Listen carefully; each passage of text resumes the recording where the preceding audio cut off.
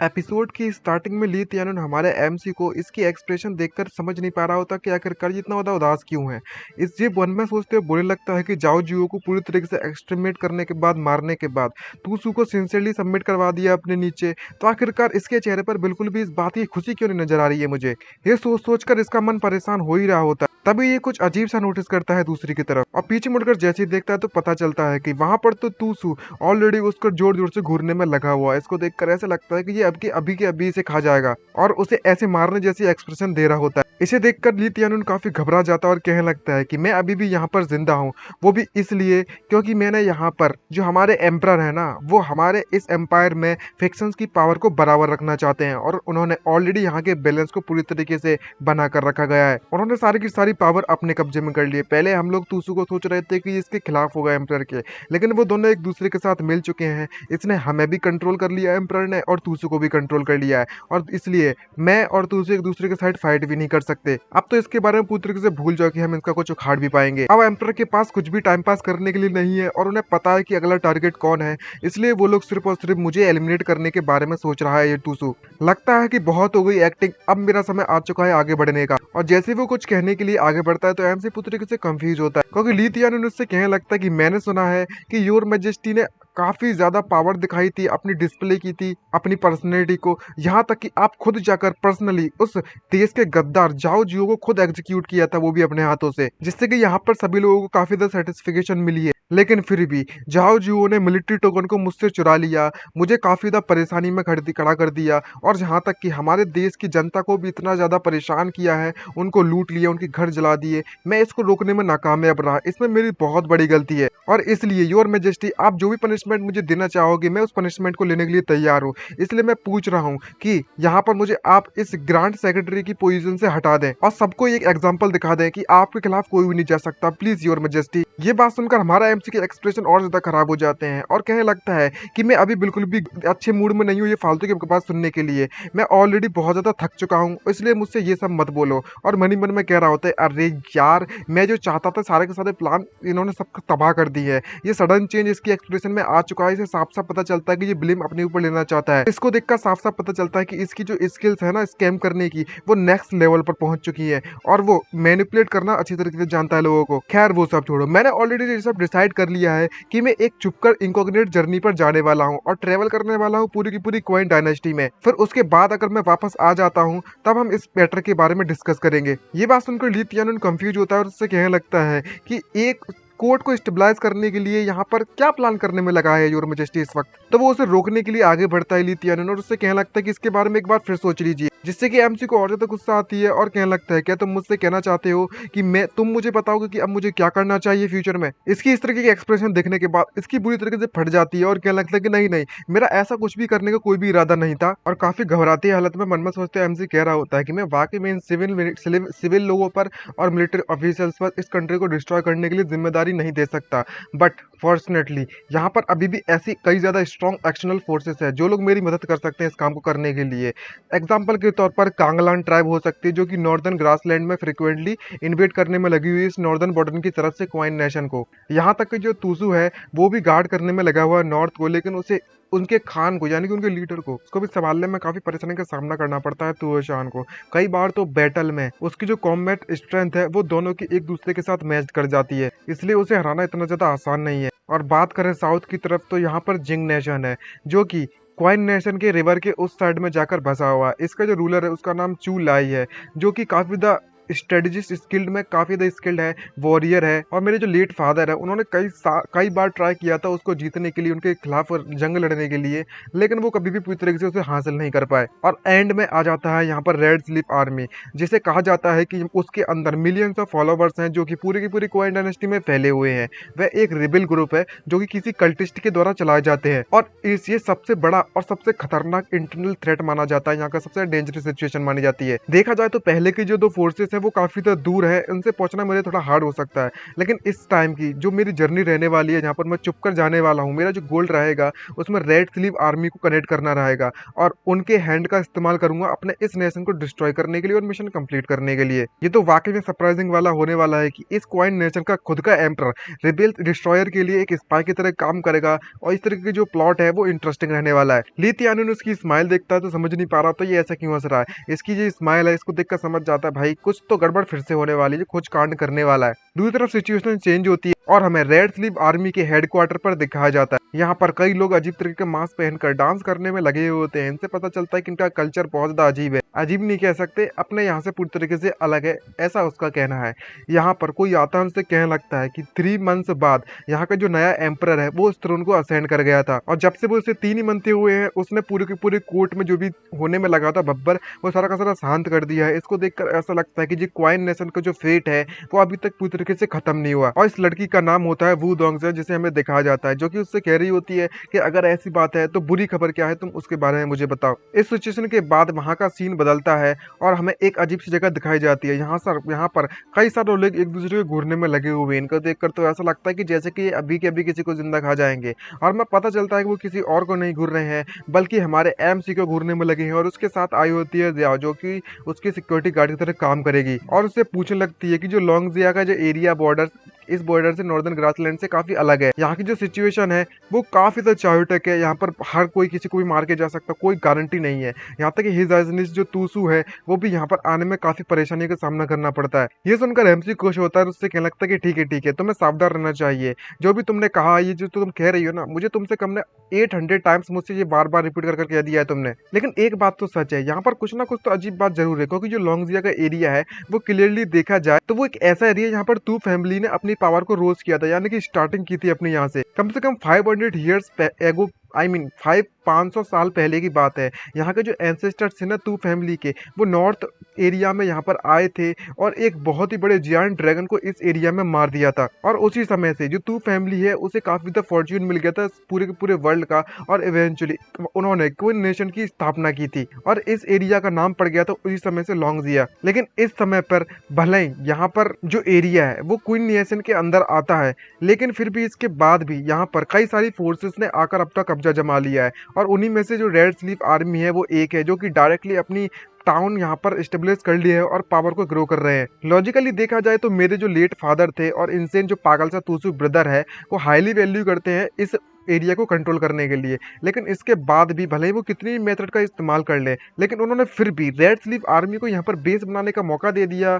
ऐसा क्यों, मुझे ये बात बिल्कुल भी हजम नहीं हो रही। यहाँ तक जो तूसू है वो भी जानबूझकर उसने जियाओ को फॉलो करने के लिए मेरे को यहाँ पर मजबूर कर दिया था और कह रहा था कि वो उसे मेरी चिंता होने में लगी हुई है। अब जबकि वो फोर्सफुली उसे भेज रहा है मेरे पास तो मैं कुछ कर भी नहीं सकता। चलो ठीक है, तूसू की तो एक बात है, लेकिन ये सारे के सारे मुझे इस जगह पर क्यों फॉलो करने में लगे हुए हैं। ये साफ साफ एक सीन बना रहे हैं जो कि मेरे पूरे के पूरे प्लान की धज्जियां उड़ा रहे हैं। तभी ली तियानुन उससे पूछने लगता है अपने साथी से कि अभी अभी जो हिज मैजेस्टी ने पीछे मुड़कर देखा, क्या ऐसा पॉसिबल हो सकता है कि हमारा जो डिस्कस है वो इफेक्ट नहीं कर रहा है। तो उसके साथी उससे कहने लगती है कि मैंने स्पेशली अपने मैजिक का इस्तेमाल किया अपनी प्रेजेंस को कंसोल छुपाने के लिए। यहाँ तक जो जियाओ है वो भी डिटेक्ट नहीं कर सकती हमें। बट लॉर्डली एक बात मुझे समझ नहीं आ रही है कि जो हिज मैजेस्टी ने उन्होंने हमें कहा था कि हम उसकी इस तरीके से जानकारी हासिल नहीं कर सकते, पीछा नहीं कर सकते, और आप तो एक प्राइम मिनिस्टर हो, उसकी पोजीशन से छोड़कर यहाँ पर क्यों आए हो, और ना ही तुम्हें प्राइम मिनिस्टर की पोजीशन से हिज मैजेस्टी ने हटाया है, तो तुम ऐसे बाहर कैसे आ सकते हो। और वैसे भी तुम्हें तो इस समय पर क्विंजिंग पर होना चाहिए था, वहाँ की सिचुएशन को देखना चाहिए था, शांत करना चाहिए था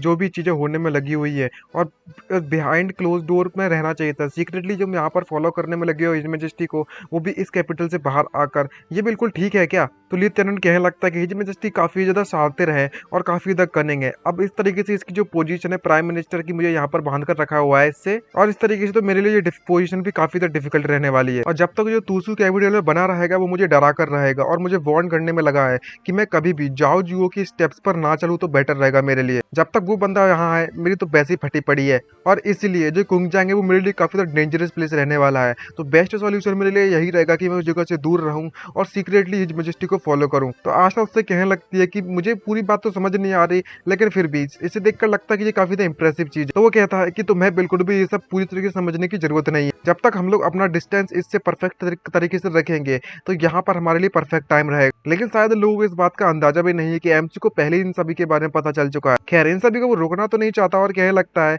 कि खैर जो तुम्हें जो करना है तुम कर सको, अगर तुम्हें फॉलो करना है तो मुझे फॉलो कर सकते हो। तभी जियाओ सामने कुछ नोटिस करती है और उस हिज मैजेस्टी को जाने के एमसी को सामने से रोक देती है, जिसको देखकर एमसी पूरी तरह से कंफ्यूज हो जाता है, क्योंकि वहां पर उसके सामने कई सारे लोग आ चुके होते हैं जो चारों तरफ से घेर लेते हैं और उनसे कह रहे होते हैं कि ये जगह रेड स्लीप आर्मी है। हमने तुम जैसे बंदों को आज तक इस टाउन में पहले तो कभी नहीं देखा। क्या तुम कहीं साउथ से आए हो क्या, या फिर तुम किसी इंपीरियल कोर्ट की स्पाइस हो सकते हो जो कि जासूसी करने के लिए आए हो। जियाओ तुरंत अपना वेपन निकाल लेती है अपना फाइट करने के लिए और एमसी उसको रोकता है और कहने लगता है कि तुम कभी भी यहाँ पर मूव मत करना। और किस्मत किस्मत की बात है भाई। और मन में सोचते कहने लगता है कि हमारी किस्मत तो वाकई में बहुत ज्यादा अच्छी है। हम लोग इनको सर्च करने में लगे होते हर जगह पर, छोटी छोटी जगह पर, लेकिन भाई साहब ये तो ढूंढते ढूंढते हमें खुद आ गए हैं और हमारा काम आसान कर दिया है। और पूछता है कि तुम्हारा लीडर कहाँ पर है। तभी इन दोनों को उनके लीडर के पास ले जाया जाता है, जहाँ पर उसकी लीडर एक अजीब सी जगह पर बैठी हुई होती है जो कि चारों तरफ से इंसेक्ट से घिरी हुई है और वो एक को तो पता नहीं क्यों खाने में लगी हुई है। तब इसके बारे में देखता है, सिस्टम के द्वारा पता चलता है कि जो लीडर है रेड स्लीप आर्मी की, ये मैजिक में काफी ज्यादा स्किल्ड है और मैनिपुलेट करना अच्छी तरीके से जानती है लोगों के हार्ट को। और इसने कई सारे रिफ्यूजीज को एक जगह पर कलेक्ट किया, अपने फॉलोवर्स बना लिया और पूरी की पूरी क्वाइन नेशन को तबाह करने के लिए रेडी है। और इसलिए दाऊजी नाम से भी इसे जाना जाता है। इसकी पावर्स के पॉइंट्स कुछ ऐसे हैं। पॉलिटिकल पावर इसकी 90 है, मिस्चीवियस 90 है, मार्शल पावर 90 है, कॉन्क्वेस्ट 60 है, करिश्मा 90 है और रिबेलियन 100 है। भाई पहली बार मैंने कोई ऐसा बंदा देखा है इस पूरी सीरीज में जिसकी पावर लेवल इतनी ज्यादा हाई लेवल पर है। और जब ये इस तरीके से इस कीड़े को खाती है तो क्या ही भाई अजीब लगती है। और इस कीड़े को निपटाने के बाद उससे पूछती है कि आखिरकार तुम्हारी इतनी ज्यादा हिम्मत कैसे आ गई इस लॉन्गजिया में आने की, और तो और तुम यहाँ पर इतनी हिम्मत आई है, मानना तो पड़ेगा तुम में कुछ तो बात जरूर है। तो एमसी उन सभी से कहता डायरेक्टली बिना कुछ डरे पड़े कि यहाँ पर तुम्हारी रेड स्लीप आर्मी का ये प्रिंसिपल नहीं है कि जो भी रिफ्यूजी यहाँ पर आता है तुम उनका अच्छी तरीके से स्वागत करोगी, तो इसमें डरने वाली क्या बात है, इसे हिम्मत की क्या जरूरत पड़ेगी यहाँ पर आने के लिए। तो वो उससे पूछने लगती है कि तुम्हें देखकर लगता है कि तुम कोई नॉर्मल रिफ्यूजी तो बिल्कुल भी नहीं हो। भले ही तुम यहाँ पर अपनी आइडेंटिटी छुपाने के लिए अलग तरीके के कपड़े पहने हो, गरीब दिखने की कोशिश कर रहे हो, लेकिन तुम्हारे जो पर्सनैलिटी है तुम उसे कैसे छुपाओगे। आखिरकार तुम्हारा जो कंपेनियन है उसको देखकर साफ साफ पता चलता है कि ये एक बहुत ही रूथलेस वूमन है और डार्कनेस में चलने की इसे आदत है और इसने कई सारे लोगों को मारा है। इसके हाथ खून से रंगे पड़े हैं और इसकी एक्सप्रेशन देखकर मैं साफ साफ बता सकती हूँ इसके पास्ट के बारे में, जिसको देखकर एमसी हंसता तालियां बजाता है और कहने लगता है कि जैसा कि मैंने उम्मीद की थी बूत दाऊजी से, जो कि होंगजिया आर्मी से है, तुम्हारी जो शार्प आईज है उसने सब कुछ ऑलरेडी देख लिया है। अगर तुम्हें मैं सब कुछ सच सच बता दूं तो मैं यहाँ पर जियांग नेशन का एक सीक्रेट एनिमी हूँ, यहाँ पर आया हूँ चुपके चुपके से और मुझे हिज मैजेस्टी के द्वारा भेजा गया है ताकि मैं एडवांटेज फायदा उठा सकूं यहाँ पर जो भी क्वाइन नेशन में चलने में लगा उसे डिस्ट्रॉय करने के लिए। और मैं स्पेशली तुमसे मिलने के लिए आया हूँ कॉपरेशन करने के लिए रेड स्लीप आर्मी से। ये बात सुनने के बाद उसका जो मटका है वो पानी का वो वहीं पर फूट जाता है, गुस्से में फोड़ देती है, दारू वारू का होगा मेरे भी जिसको देखकर वो और भी ज्यादा शॉक हो जाता है एमसी। तो ये लड़की उसकी तरफ उड़कर तुरंत आती है अपनी पावर्स का यूज करते और कहने लगते कि ओह तो तुम कॉपरेशन देखने के लिए आए हो, ये काफी ज्यादा इंटरेस्टिंग लग रहा है मुझे। अब जबकि तुम्हारी आइडेंटिटी रिवील हो चुकी है तो तुम भी आखिरकार छुपना बंद क्यों नहीं कर देते। तुम्हें देखकर साफ साफ पता चलता है, क्यों सही कहा ना, मेरे को साफ साफ पता है कि तुम यहाँ पर क्यों आए हो। तुम भी यहाँ पर ड्रैगन रूट में क्वाइन नेशन की काफी ज्यादा इंटरेस्ट दिखाने में लगे हुए हो। क्यों, तुम्हारी पोल खोल गई ना। आखिरकार तुम मुझसे ये सब चीजें छुपा कर क्यों बैठे हुए, मुझे सबको समझ में आ चुका है। तुम साफ साफ यहाँ पर कोई नहीं सकी ड्रैगन रूट के लिए आए हो, लेकिन एमसी को तो कोई अंदाजा ही नहीं होता कि यहाँ पर चल क्या रहा है ये सब। और पूरी तरीके से कंफ्यूज होते हुए शॉक होते चिल्लाता है, क्वाइन नेशन की ड्रैगन रूट ये क्या होती है। और तभी वो पेट करने लगती है एमसी को और कहने लगती है, क्या तुम्हें लगा था कि मुझे इसके बारे में पता नहीं चलेगा।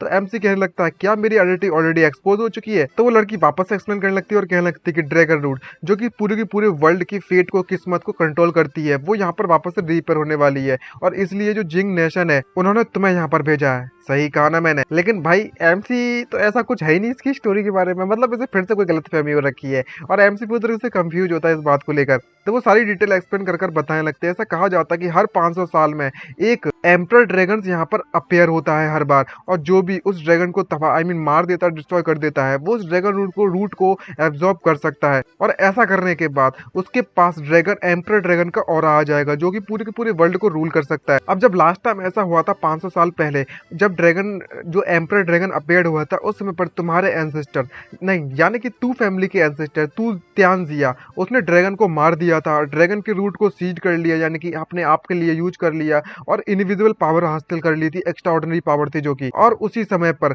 जो एम्परर ड्रैगन थे एक्चुअली में अकेले तू जियांसु द्वारा नहीं मारे गए थे, बल्कि में कई सारे लोगों के साथ मिलकर मारे गए थे। उनका एक ब्रदर था, स्वॉन ब्रदर, लॉर्ड चूरेन। लेकिन लॉर्ड चूरेन को वहां पर कुछ भी नहीं मिला, सिर्फ और सिर्फ घाव के अलावा, जिसके कारण इन दोनों के बीच में दुश्मनी पैदा हो गई और उनके बीच में जो एक समय पर ब्रदरहुड था वो दुश्मनी में बदल गया और इवेंचुअली एक दूसरे के बहुत बड़े एनिमी बन गए। अब जब उन लोगों ने अपने अपने नेशन को एक दूसरे के साथ बांट लिया तो उन्होंने अपना अपना नेशन बनाया, नॉर्थ में बनाया और साउथ में, और सुपरमेसी हासिल करने के लिए इस चाओटेक स्ट्रगल में वो शामिल हो गए और हर तरफ से चीजें पूरी तरीके से बदल गई उस वक्त से। और ड्रैगन एम्परर की पावर का इस्तेमाल कर उसकी मदद से जो क्वाइन नेशन है वो पूरी की पूरी लैंड को एक साथ जोड़ने में कामयाब रहा। नॉर्थ में जो चू फैमिली है वो यूनिफाई करने में लगी थी पूरी की पूरी साउथ एरिया को मूजिंग रिवर के पास, और वहां पर नेशन को, अपने नेशन की पावर को क्वाइन नेशन के मुकाबले में कुछ भी नहीं शामिल कर पाई, मतलब इतनी पावरफुल नहीं बन पाए और वो डेस्परेटली सिर्फ और सिर्फ उस मूवमेंट पर होल्ड कर रख सकते थे।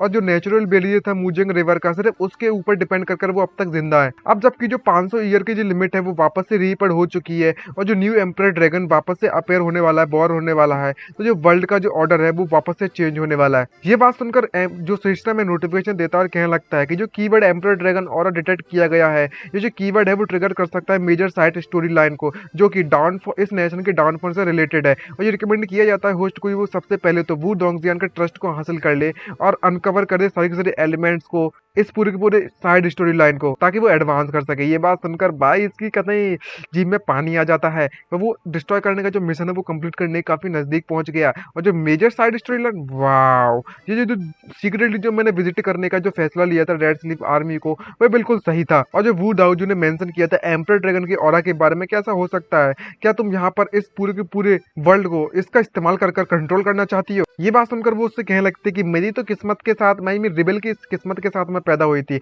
मेरा कोई इंटरेस्ट नहीं है एम्परर वगैरह बनने का। लेकिन बात करें तुम्हारे जिंग नेशन के बारे में, तो तुम्हारी जो 500 साल पहले की जो इच्छा है वो पूरा होने का समय आ चुका है। मैंने सही कहा ना? शायद तुम्हें पता नहीं होगा, लेकिन ये पूरा के पूरा जो इलाका है वो इस वक्त मेरे कंट्रोल में है और मेरी मदद से तुम्हारे जो चांसेस है ड्रैगन रूट को हासिल करने के वो बहुत ज्यादा हाई लेवल पर है। लेकिन मुझे एक बात बताओ, आखिरकार मैं तुम्हारी मदद करूं तो करें क्यों? आखिरकार तुम मुझे क्या ऑफर कर सकते हो उस नेशन को डिस्ट्रॉय करने के लिए? जिंग नेशन मुझे क्या ही दे सकता है? फॉर्चुनेटली तभी वो कहता है कि मैंने अपना काम पहले से कर दिया है। एमसी सोचता है और कह रहा होता है कि मैंने अपना होमवर्क पहले करके आया था, सारी की सारी डिटेल्स के बारे में पता करके आया था और पता चला कि जो दू बोंगजिया का जो पास्ट है उसके बारे में, जो वू दोंगजिया है वो ओरिजिनली में फेंग नेशन में पैदा हुई थी और इसका जो विलेज था उसे पूरी तरीके से मस्केट कर दिया गया था, मार दिया गया था पूरे पूरे विलेज के लोगों को उस केस के दौरान जब क्वाइन और फेंग नेशन के बीच में लड़ाई चल रही थी। और उसी वक्त ये एक रिफ्यूजी बन गई, लेकिन उसके बाद भी वो जिंदा बची और उसको वहां से निकलने के बाद भी इसने पता नहीं कैसे इसकी किस्मत इतनी अच्छी हुई कि इसे एक इमोर्टल का सामना हुआ और उससे उसने मेडिकल और मैजिकल आर्ट सीख ली, जिससे कि ये दूसरे को उससे कंट्रोल कर सकती थी और इसकी जो किस्मत थी उस वक्त पूरी तरीके से बदल गई। और ऐसा करने से इसकी जो रेपुटेशन थी वो धीरे धीरे करके बढ़ने लगी और एक रिफ्यूजी के तौर पर दाऊजी के नाम से यहाँ पर ज्वाइन कर लिया इसने। इवेंचुअली यहाँ पर इसने रेड स्लीव आर्मी को फॉर्म किया, बनाया और उसका जो गोल है वो कुछ और नहीं बल्कि मैं क्वाइन नेशन को पूरी तरह से डिस्ट्रॉय करने का। और इस मिशन को वो कंप्लीट करने के लिए काफी समय से मेहनत करने में लगी हुई है और इसने अपनी आर्मी को काफी ज्यादा बड़ा भी कर लिया इस मोमेंट पर। मेरी प्रीवियस लाइन में मैंने भी ये सिमिलर जो अपराइजिंग लीडर्स के बारे में सुनी थी, हिस्ट्री बुक्स के बारे में पहले रीड किया है और ज्यादातर मैंने देखा है कि वो सभी के सभी लोग पुअर लोग होते हैं, गरीब लोग होते हैं जिन्हें लड़ाई का सामना करना पड़ता है। इनकी किस्मत बहुत ज्यादा खराब थी बचपन में और वही इस तरीके से पावरफुल बनते हैं फ्यूचर में। वो वॉर और ऑपरेशन से बहुत ज्यादा परेशान हो जाते हैं, तब वो इतने ईविल बन जाते हैं। और बात करें इस वुमन के बारे में तो ये भी उनसे बिल्कुल भी डिफरेंट नहीं है। ये जो बिल्कुल भी अनप्रेक्टिकल एक्ट करती है, काफी एक्सेंट्रिक मिस्टेक है और ये डिस्कस करने में लगी हुई एक सर्वाइवर के तौर में इस चायोटेक टाइम में। लेकिन इसके दिल के अंदर सिंपली एक ही आइडियलिस्ट बनता है और इसे क्या मूव कर सकता है वो सिर्फ और सिर्फ मेरी स्ट्रेट फॉरवर्डनेस है। अगर मैं साफ साफ सही से जवाब इसे दे दूं तो ये मेरी मदद करेगी। तो वो उससे कहता है कि डाजुओ, क्या तुम्हें यहाँ पर दो चीजों के बारे में चिंता करने की जरूरत नहीं है? तो मैं तुम्हें बता देता हूँ कि मैं जाने कि तुमसे डाउ जियो से दो रूलर के तरफ से डिस्कस करने के लिए आया कोऑपरेशन के लिए, और मैं दो प्रोमिस तुमसे कर सकता हूँ इसके लिए। मेरा पहला वादा ये रहेगा मेरी नेशन की तरफ से कि जो डिस्ट्रक्शन है क्वाइन नेशन का, उस गोल को हम एक दूसरे के साथ शेयर करेंगे। ये बात सुनने के बाद वो बीच में टोकती है, उससे कहने लगती है कि तुम पूरे के पूरे वर्ल्ड को यूनिफाई करना चाहते हो, वो भी किस लिए? तो उसके लिए तो क्वाइन को जल्द से जल्द फॉल करना जरूरी है, यानी कि तबाह होना उसका जरूरी है, और ये तो हार्डली एक प्रॉमिस बनता है। तो एमसी कहता है कि इसलिए मैं दूसरा वादा तुमसे करना चाहता हूँ यहाँ पर इस मूवमेंट पर। हमारे जो रूलर है वो एक वाइस किंग बनना चाहते हैं, सभी के सभी एजेस में अभी तक हुआ है उससे ही बहुत ज्यादा अच्छे, इसलिए वो तुमसे वादा करना चाहते हैं कि वो वहाँ के लॉस को और पूरी तरीके से जो स्टेब्लिश करेंगे ना, उनके नियम को सब कुछ बदल देंगे, और पूरी तरीके से वो परफेक्ट हेवनली किंगडम बनाना चाहते हैं इस अर्थ पर। और जैसे ये बात ये सुनती है तो वो पूरी तरीके से इमोशनल हो जाती है। इसकी ये बात सुनकर जब पूरी तरीके से शर्मा जाती है तो एमसी बात नोटिस करता है, उससे कहने लगता है खांसते खांसते रोकते अपनी बात को। चलो मैं सबसे पहले तो ब्रीफली इंट्रोड्यूस करवाना चाहता हूँ हमारे रूलर्स की गवर्निंग प्रिंसिपल्स को, और इसके ऐसे एक्सप्रेशन देखकर इसकी जो हंसी होती है वो कतई डेविल वाली होती है, और कहने लगता है कि जरा तुम देखो तो मैं किस तरीके से मेरे जो एक्सटेंसिव कीबोर्ड वॉरियर के नाम से जो मेरा एक्सपीरियंस था ना अभी, वो बताता हूँ इन एंशिएंट पीपल को कि आखिरकार कैसे मॉडर्न आइडियाज का मजा चखेगा ये लोग। और वो धीरे धीरे करके सब कुछ जब एक्सप्लेन करना चालू कर देता है तो पीछे से सुनने की कोशिश तो करते हैं, लेकिन इसे कुछ भी समझ नहीं पा रहा होता, और ये कह रहा होता है कि हिज मेजेस्टी सीक्रेटली विजिट करने के लिए आए हैं वू दोंगजियान को और इस होंगजियार आर्मी के साथ। ये काफी ज्यादा शर्म वाली बात है कि हम उनकी बातों को सुन नहीं पा रहे। हे आशा, क्या तुम्हारे पास कोई ऐसा मैजिक है जिससे कि हम लोग हिज मेजेस्टी की बातों को सुन ले? तो वो कहने लगते हैं कि हमारे जो अपोनेंट है वो काफी ज्यादा स्किल्ड है मैजिक में, तो यहाँ पर इतने डिस्टेंस अगर हम लोग क्लोज डिस्टेंस में जाते हैं ज्यादा तो ये हमारे लिए परेशानी बड़ी हो सकती है, लेकिन फिर भी अगर आपने कहा है तो मैं ट्राई करने की कोशिश पूरी तरीके से करूंगी। तभी वो एक बनाती है एक डिजाइन सी और उड़ता हुआ शेडो कैप्चर करने के लिए वहां पर भेज देती है मैजिक टेक्निक, और उस पेपर को वो डायरेक्ट एक पेड़ पर बिठा देती जिससे कि उसके सुनने की रेंज है वो काफी बढ़ जाए। इसको देखकर ऐसा लग रहा था कि जैसे कोई वाईफाई का यूज करने में लगी या फिर ब्लूटूथ का, और वो किस तरीके से गवर्नमेंट कवर किया जाए अपनी इस कंट्री को,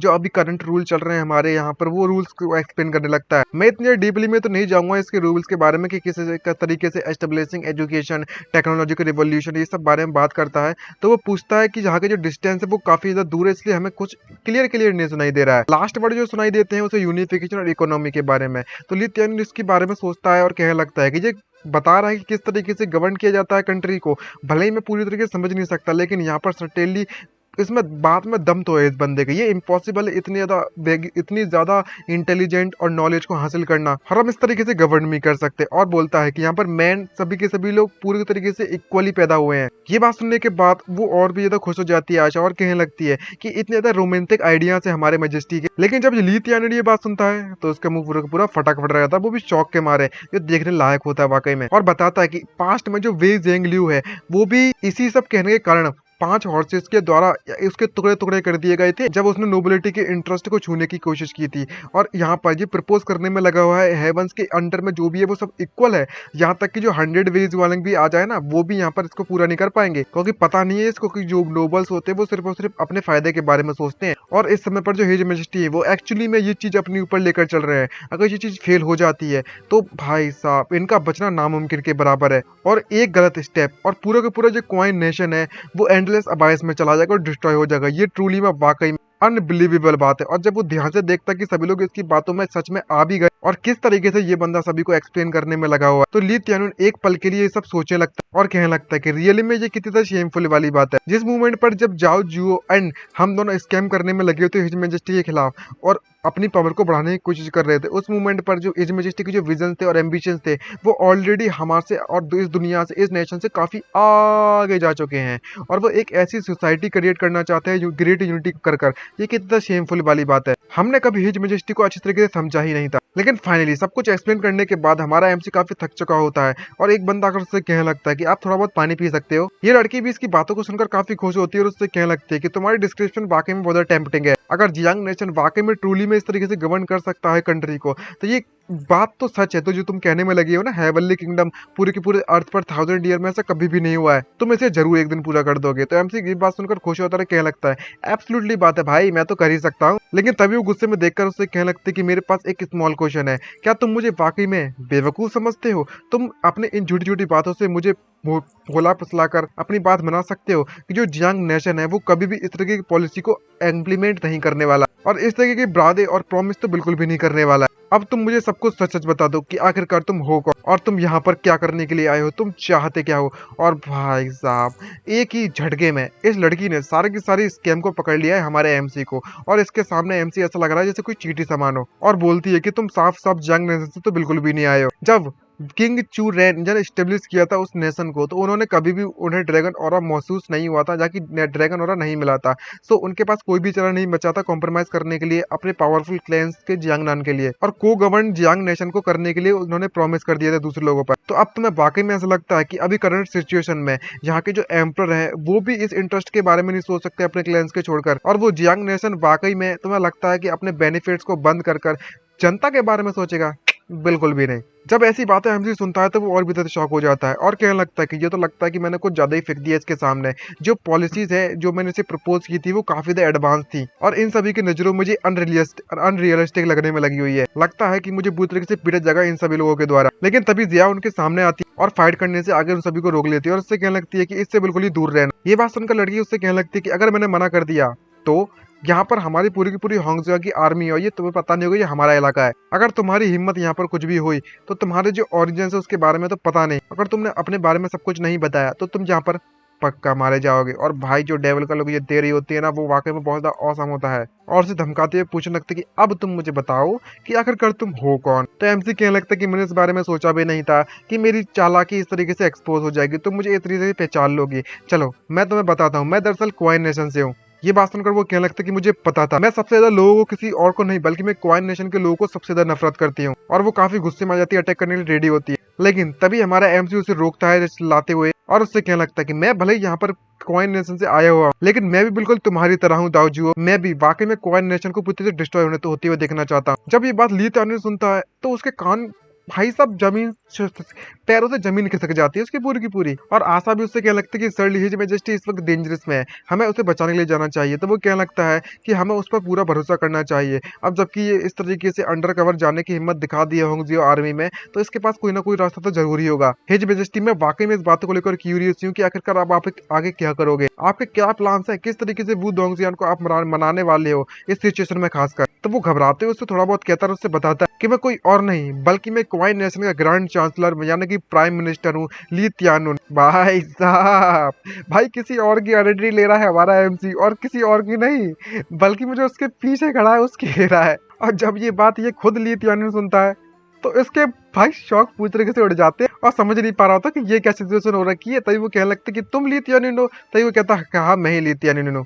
मैंने हमेशा से सपना देखा है कि किस तरीके से मैं तू ये की जो रोल है जो रूल है एस्टेब्लिश कर रखा है सोसाइटी में पूरी तरीके से इक्वलिटी वाला, उसे कैसे हासिल करूं। और इसी रीजन के कारण मैंने उस ओल्ड गोचुतू के इंजन को किसी डॉग की तरह सर्व करने की कोशिश की थी, लेकिन फाइनली वो बंदा अब मारा जा चुका है। तो वो कहने लगता कि मैंने सुना है कि जो क्वाइन एम्परर है वो ऑलरेडी मारे जा चुके हैं रिसेंटली में, लेकिन वहाँ के जो पावर जो मिनिस्टर है वो ली त्यानुन और जाओ जुओ वो एक यूजलेस प्रिंस तू ये को सपोर्ट करने में लगे हुए हैं और पूरी की पूरी गवर्नमेंट को कंट्रोल कर सके, ऐसा उनका इरादा है। लेकिन अनफॉर्चुनेटली में जो क्रिटिकल मूवमेंट थे तूसू ने सडनली उनके आइडियाज को पता लगा लिया, उनके स्कैम को एक्सपोज कर दिया और तूए का सेंसन करने में सपोर्ट किया था, लेकिन फिर भी यहाँ पर उन्हें कुछ भी हासिल नहीं हुआ। ये बात सुनकर एमसी कहने लगता है कि तुमने बिल्कुल सही कहा, मुझे भी नहीं पता कि आखिरकार ये तूसू को कैसे मिला। तभी लड़की कहने लगती है कि उसके बाद जो जूसू है उसे जो जू जाओ है उसे जाओ जू है उसे एग्जीक्यूट कर दिया जा चुका था। भले जो ली त्यानुन है उसने उसे डिसमिस नहीं किया गया है, लेकिन कोर्ट के अंदर जो भी इन्फ्लुएंस है उसकी सारी की सारी उसे सीक्रेटली एलिमिनेट कर दिया जा चुका है। यहाँ तक कि मैंने ये भी सुना है कि उसे इम्प्रिजन भी कर दिया जा चुका था तू यू के द्वारा। ये सुनकर एमसी क्या लगता है कि इसने मुझे मारने की कोशिश जो की थी, बट फॉर्चुनेटली मैं वहां से निकलने में कामयाब रहा और जो मेरे लॉयल बॉडीगार्ड्स उन्होंने मेरी बहुत मदद की थी। ये बात सुनकर वो थोड़ी देर के लिए सोचती है और उससे कहने लगती है कि मैंने भी इसकी रिपोर्ट्स के बारे में सुना है कि जो ली त्यानुन है वो काफी ज्यादा नॉलेजेबल है और टैलेंटेड है और स्ट्रेटेजी में अनमैच्ड है, कोई भी उसका मुकाबला नहीं कर सकता, और वो क्वाइन एम्परर का सबसे बड़ा एडवाइजर था। और तुम्हारे जो एक्सीलेंट गवर्नेंस जो प्लान मुझे बताया है इससे तुम्हारी रेपुटेशन साफ साफ पता चलती है। लेकिन मैंने सुना है कि जो ली त्यानुन है उसे तो वो एक मिडिल एज्ड मैन होना चाहिए था। तो वो कहने लगता है कि वो इसलिए क्योंकि मेरे पास एक टेक्निक है जिससे कि मैं यूथफुल अपीयरेंस रख सकता हूँ मेंटेन कर। खैर इसके बारे में कोई ज्यादा ध्यान देने की जरूरत नहीं है तुम्हें। सबसे ज्यादा मेन पॉइंट वाली बात यह है कि जब तक तुम उस फुलिश एम्परर तू ये को थ्रोन को डिस्ट्रॉय करने में मेरी मदद करोगी और इस गवर्नेंट आइडियाज को अगर हम इम्प्लीमेंट करना चाहते हैं तो हमें उसे वहां से हटाना पड़ेगा। ये बात सुनकर वो उससे पूछते हैं कि तुम वाकई में वेई जिंगली को इमुलेट करना चाहते हो, फिर उसके बाद क्या? तुम उसके बाद क्या करोगे? तुम्हें पता है कि तुम उस पावर का इस्तेमाल ड्रैगन रूट को एब्जॉर्ब करने में करोगे, फिर एब्जॉर्ब करने के बाद एम्परर ड्रैगन बन जाओगे और फिर एम्परर खुद बन जाओगे, फिर क्या? तो वो क्या लगता है कि नहीं नहीं नहीं नहीं, मुझे एम्परर बनने में कोई भी दिलचस्पी नहीं है, मेरा जो गोल है बिल्कुल वो तुम्हारी तरह है डार्क जुओ, मैं भी सिर्फ डिस्ट्रॉय करना चाहता हूँ कॉइन नेशन को। ये बात सुनकर वो एक पल के लिए शांत हो जाती है, थोड़ा बहुत सोचती है और उससे कहने लगती है कि अगर ऐसी बात है, चलो हम अभी के लिए अपनी जो ऑपरेशन डिस्कस करते हैं उसे यहीं पर रोक दे थोड़ी देर के लिए। सबसे पहले तो जो स्पाई मुझ पर नजर रखने में हुए हैं, मुझे सबसे पहले उनसे निपट लेना चाहिए। और वो तुरंत अपनी बहुत ज्यादा डरावनी एनर्जी से उन्हें महसूस कर पहचान लेती है कि वो कहाँ पर है, और कहने लगती है कि जो लोग हमारे पास आ चुके हैं, मैंने फाइनली उन सभी को ढूंढ लिया है। जिसको देखकर आशा और भी ज्यादा शॉक हो जाती है और कहने लगती है कि शिट, हमें डिस्कवर कर लिया जा चुका है। वो एक ही झटके में उन दोनों के पास पहुंच जाती है फुल स्पीड से और कहने लगती है कि तुमने काफी ज्यादा एंजॉय किया होगा हमारी बातों को सुनकर चुप कर सुनने में लगी हुई हो। जो इस बात से बचने के लिए आशा के पास कोई भी तरीका नहीं बचता, तो वो एस्केप टालिस्मान का यूज करने लगती है ताकि वो किसी तरीके से इससे बच सके। लेकिन ये लड़की भी काफी ज्यादा पावरफुल होती है और एक ही झटके में उसको पकड़ने में कामयाब रहती है और एक भी अटैक इस पर काम नहीं करता आशा का। और उससे कहने लगती है, ओह तो तुम स्किल्ड हो आर्ट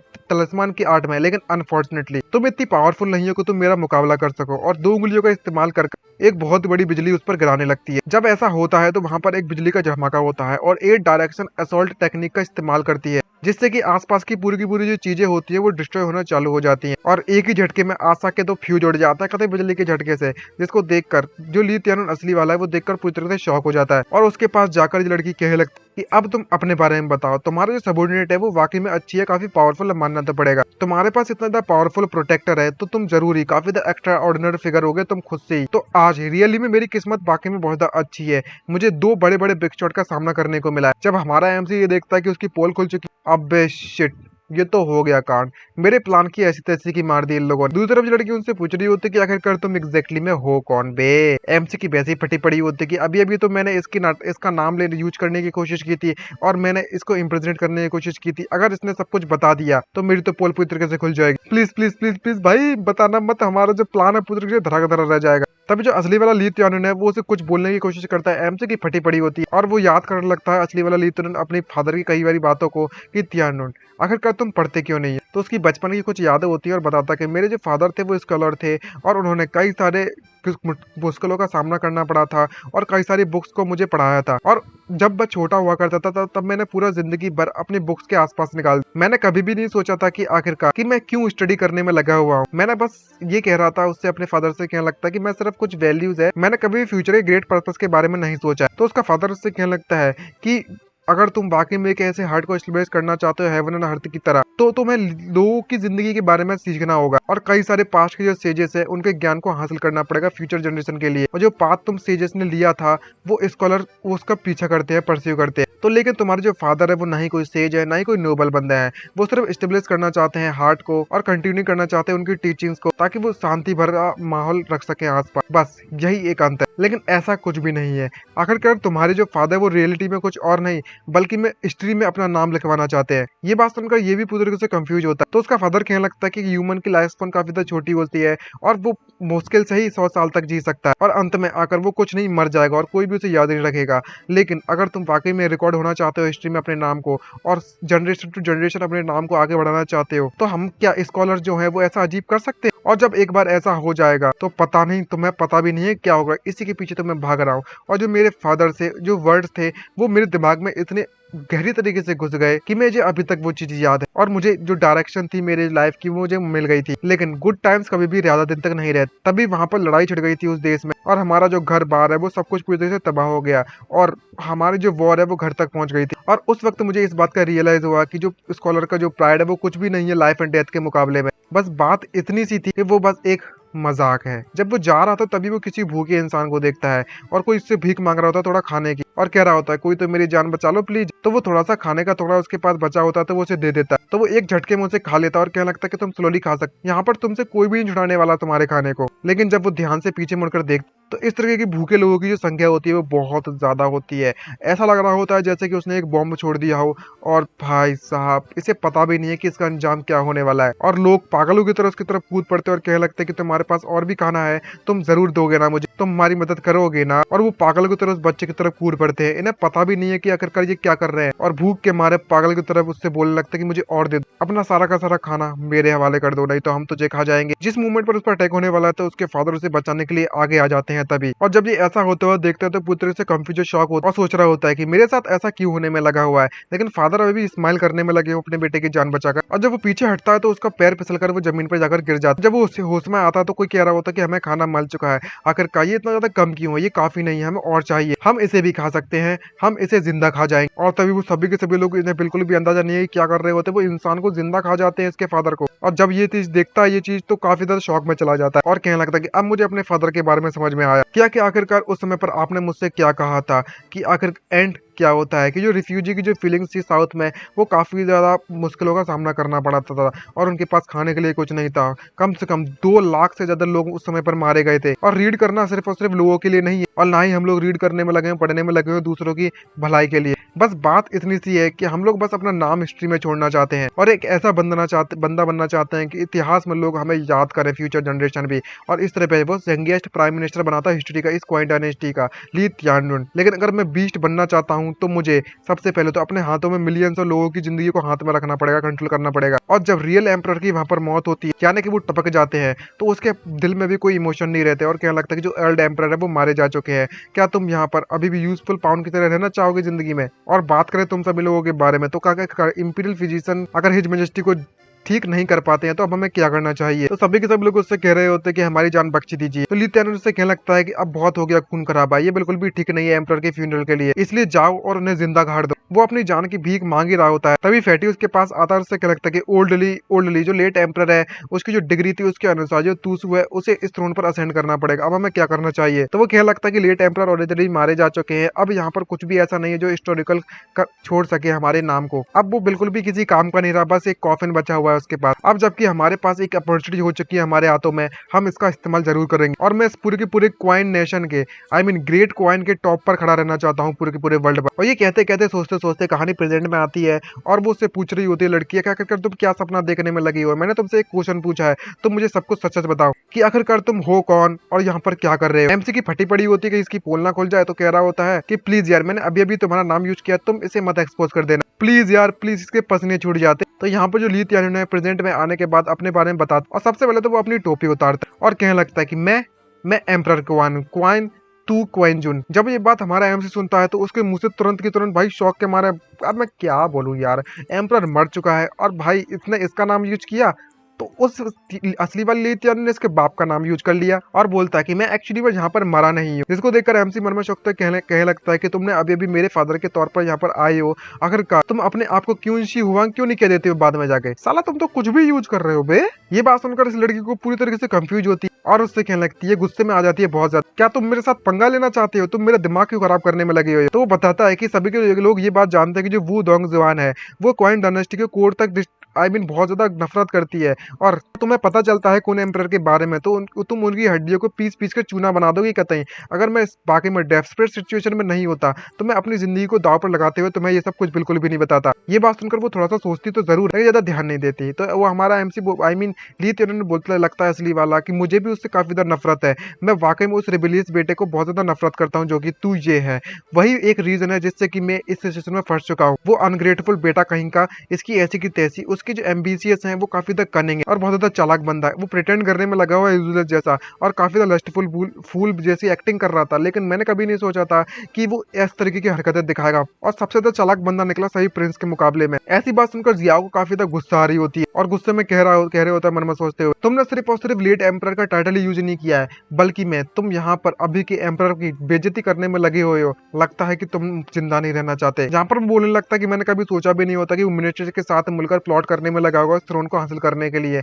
कभी कम कुछ सालों पहले इसकी जो इन्फ्लुएंस थी वो काफी ज्यादा बढ़ने में लगी थी इस कोर्ट और मिलिट्री पावर में, यहाँ तक कि जो प्राइम मिनिस्टर है जाओ जुओ वो भी उसी के लोग बन गए थे। ये बात सुनकर वो लड़की थोड़ा सोचती और कहने लगती है कि इतने ज्यादा कोर्ट सीक्रेट्स रिवील करने में लगे हो तुम, वो भी एक ही दिन में। फॉर्चुनेटली जो त्यानडुन है वो हमेशा से लॉयल रहा था मेरे लिए, भले ही जो तुए है उसने अटेम्प्ट किया था उसे जीतने के लिए, लेकिन उसने प्रिटेंड किया उसके सामने सबमिट करने के लिए, लेकिन सीक्रेटली मेरे साथ मिलकर स्कैम कर रहा था। लेकिन अनफॉर्चुनेटली जो तुए की पावर थी वो काफी ग्रो हो गई और मुझे अपनी डेथ का यानी कि अपनी मौत का झूठा नाटक करना पड़ा और सबको बताना पड़ा कि मैं ऑलरेडी मारा जा चुका हूँ। जो त्यानुन है उसने मुझे उस वक्त याद दिला दिया था और कॉन्फ्लिक्ट से बचने के लिए जो कि तू ये और जाओ जुओ के बीच में था, उस मौके का अच्छे तरीके से फायदा उठाया और मैं बचकर निकल गया। सैडली हमारा जो प्लान था वो आधे तरीके से सक्सेसफुल हुआ था। जो जाओ जुओ है दो तूए है वो एक दूसरे के खिलाफ हो गए और दूसरा अनग्रेटफुल बेटा तू सू उसने उस तूये की मदद की थी जाओ जू को मारने के लिए ताकि वो उस कोर्ट को स्टेबलाइज कर सके। ये बात सुनकर जियायू को जियाओ को इतनी गुस्सा आ रही होती है कि वो अपने गुस्से पर कंट्रोल नहीं कर पा रही होती और मनी मन में गालियां देते हुए कह रही होती कि तुमने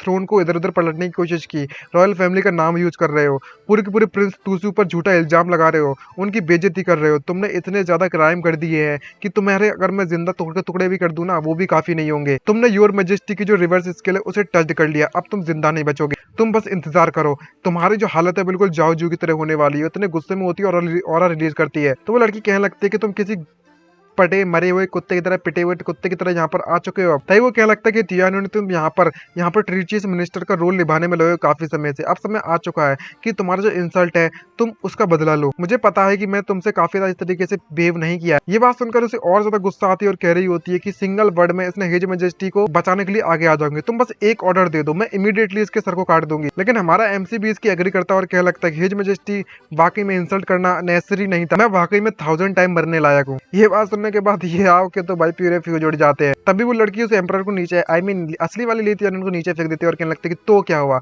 अनफॉर्चुनेटली मेरी जो हेट्रेड है क्वाइन डायनेस्टी वो उसे मना नहीं किया जा सकता, उसे कभी भी वापस नहीं लिया जा सकता। अब जबकि तुम मेरी टेरिटरी में आ चुके हो, मेरे हाथों में फंस चुके हो, तुम्हें लगता है कि तुम बिना चोट खाए यहाँ से जा सकते हो वापस? अब तुम मेरे हाथों से बिल्कुल भी नहीं बच पाओगे, तुम मेरे हाथों से जरूर मारे जाओगे। तो वो कहने लगता है कि मेरे पास कुछ भी नहीं है और ना ही मैं इस वक्त एम्परर हूँ, तो वो दाऊजुओ क्या तुम मुझे मारकर अपना जो बदला है वो ले सकती हो? मैं तुम्हें यहाँ पर इसलिए देखने के लिए आया हुआ हूँ ताकि तुम्हारे साथ में तुम्हारी मदद ले सकूं, और तो अगर तुम मुझे मार भी देती हो तो तुम्हारे लिए बेस्ट ऑप्शन नहीं होगा। आखिरकार जब तक जो क्वीन डायनेस्टी वो जिंदा रहेगी तब तक जो फॉर्मर क्वीन एम्परर है वो इजीली सेटिस्फेक्शन रिवेंज तुम्हें बिल्कुल भी नहीं मिलने वाला मुझे मारने के बाद। ये बात सुनकर वो ह्यू करती है और कहने लगती है तुम्हारी बात में दम तो है, अगर मैं सिर्फ और सिर्फ सिंगल तू के अंजन को मार दूंगी वो इसलिए काफी नहीं होने वाला मेरे लिए, और इसलिए मैं तू फैमिली की पूरी तरीके से तबाह करना चाहती हूँ। मैं भी नेशनल को डिस्ट्रॉय होते हुए देखना चाहती हूँ, उनकी फैमिली डिस्ट्रॉय होना देखना चाहती हूँ और पूरी की पूरी जो लाइन है वो खत्म करना चाहती हूँ। इतना ज्यादा गुस्से में ये असली वाला ली ने देखता है तो उसके पसीने छूट जाते हैं और हमारा एमसी भी उस बात से एग्री होता है और उससे कहने लगता है कि नेशनल को डिस्ट्रॉय कर दो, फैमिली को पूरी तरह से तबाह कर दो। ली तिनन बिल्कुल मेरी तरह प्रिटेंड करने में लगा हुआ है, मेरे ओल्ड फादर को प्रिटेंड कर रहा है और यहाँ पर जो वू दोंगजियाओं की हेट्रेड है वो क्वाइन किंगडम की तरफ उसका यूज करेंगे। इससे पता चलता है कि वो इजिली इसे इतनी आसानी से तो बिल्कुल भी नहीं मारने वाली, बल्कि में वो अंदर की स्ट्रिप को और ज्यादा बढ़ाना चाहता है तू फैमिली की, और इस तरीके से सिर्फ और सिर्फ हमारी जाने नहीं बच जाएगी बल्कि में हम लोग होंगजियाओ को क्वांग डायनेस्टी को तबाह करने में मना भी सकते हैं। और कहता है कि जैसा कि मैंने उम्मीद की थी यहाँ पर जो लिटिल डिस्ट्रॉयर जिसमें मैंने पूरी की पूरी उम्मीद रखी थी उससे, तो वो कहती है कि अच्छा तो सिर्फ और सिर्फ पावर ही तुम इंपीरियल ड्रैगन की नहीं हासिल करना चाहते हो, ड्रैगन वीन की, तो तुम होंगजिया आर्मी का सपोर्ट भी हासिल करना चाहते हो। ये बात सुनकर वो कहने लगता है कि तुमने बिल्कुल सही कहा, आफ्टर ऑल इस पूरे की पूरे क्वाइन किंगडम में जो होंगजिया आर्मी है वो काफी पावरफुल है, सबसे स्ट्रॉन्गेस्ट है और तुम्हारे सपोर्ट के साथ हम लोग जरूर जीत जाएंगे। लेकिन वो मना करती है और कहने लगती है कि तुम सपने देखना बंद कर, भले ही मैं देखना मुझे काफी ज्यादा पसंद है तू फैमिली को एक दूसरे के साथ मारना, लेकिन तुम होंगजिया आर्मी का यूज करना चाहते हो मेरे दुश्मन को मारने के लिए, ये बहुत ज्यादा हो गई। तभी वो कहने लगता है कि अगर क्या हो अगर मैं सिर्फ और सिर्फ अपनी मदद के लिए तुम्हारी मदद मांगने के लिए नहीं आया बल्कि मैं इसके लिए आया हूँ, यानी कि हमारे एमसी के लिए। ये बात सुनता है हमारा एमसी तो पूरी तरह से कंफ्यूज हो जाता है और समझ नहीं पा रहा है अब ये क्या कहानी में ट्विस्ट आ गया यहाँ पे। और इसी सरप्राइजिंग और शॉकिंग न्यूज के साथ इस पार्ट की मैं यहीं पर एंडिंग करता हूँ। उम्मीद करता हूँ वीडियो आप सभी को पसंद आई होगी। तो आज के लिए इतना ही, मिलते हैं नेक्स्ट वीडियो में। Bye bye, sayonara and signing out.